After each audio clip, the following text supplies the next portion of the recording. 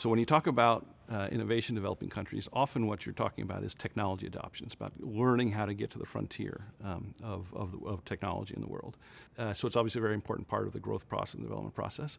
It's also been found to be very slow. People who've looked at this process carefully found that it's often very slow, surprisingly slow, even among larger manufacturing firms in competitive industries, people where you expect to be on top of these things.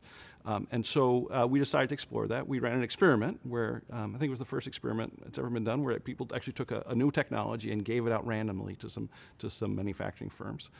In our case, it was a technology for cutting more pentagons from rectangular sheets of artificial leather to make soccer balls, with soccer ball producers in Pakistan. So we ran an experiment, we gave it out, and then we sat back to watch what happened. We were honestly expecting it to be taken up quickly and to look at sort of the channels through which it diffused to other firms that hadn't received the technology initially. But in fact, firms were very slow. A few firms adopted enough so that we knew what was going on, we knew that it was working.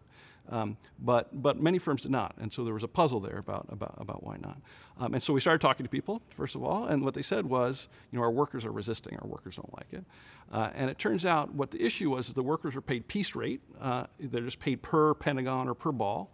Our technology was slowing them down, even though the reduction in waste of the leather was much more valuable than the increase in labor time it required. Even though that was the case, the workers weren't seeing any of the benefits of the reduction in waste. They were just seeing their wages were going down, and so they were resisting, they were blocking the adoption of the technology. So we ran another experiment where we explored that. We found that when we gave them a bonus if they would sort of demonstrate to their owners that the technology worked, then they were willing to go along. They shared that information, and the firms ended up adopting. So one of the larger messages of this experiment, so one is that the knowledge that workers have on the shop floor is important, and if it's not shared with owners, with management, then that can be a real problem. That can be a real drag on technology adoption and growth more generally. I think another message is that employment contracts can generate frictions internally in an organization. That employment contracts are slow to change, they're costly to change.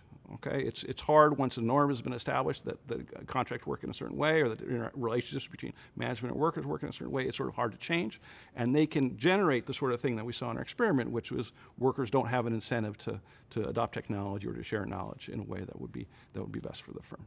Government might matter here in a couple of ways. One is there's really an absence of extension, what we call extension services for a lot of these firms. In agricultural context, often there's extension services, guys who go around and teach other people about best practices, and that just doesn't exist among the soccer ball producers in Sialkot. If it did, then maybe our technology would have diffused faster, right? Because guys would have gone around and said, actually, there's this new kind of dye, new way of cutting pentagons. It would have been communicated more quickly. So I think there are two larger messages from this experiment. One is that worker knowledge is important. The knowledge that workers have on the shop floor matters, and it's important that it get communicated to management in order for technology adoption and innovation more broadly to be successful. Right, so that's the first thing we learned. Second thing we learned, I think, is that employment contracts can generate frictions, and employment contracts are hard to change. It's costly for firms to change those employment contracts, which might be formal contracts or informal contracts, just informal ways of doing things. It's very hard to make adjustments. In this case, that's what we saw. Workers were working on piece rates. It was very hard for firms to change the way that they were paying workers in order to incentivize them to share information about this new technology. And so that it led to non-adoption. It led to the technology not being adopted. And so I think that's a very general phenomenon that if you have a certain way of interacting with workers, there can be inertia, and it's hard to change that subsequently, and that can end up being a drag on technology adoption and innovation and growth. So we're talking to the government of Pakistan, or of Punjab, this province in Pakistan, about ways that we might be able to encourage innovation and encourage technology adoption.